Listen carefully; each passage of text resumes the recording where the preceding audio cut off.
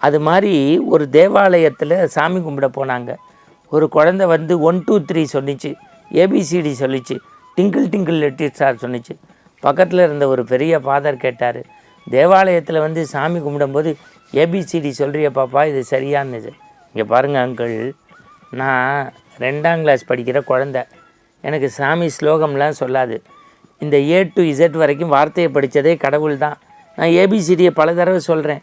அதுக்கு என்ன வார்த்தைகள் தேவையோ அந்த வார்த்தையை கோர்த்து அதுக்கான மந்திரத்தை எடுத்துக்கிட்டோம். என்னையே கடவுள் ப்ளஸ் பண்ணுவார்.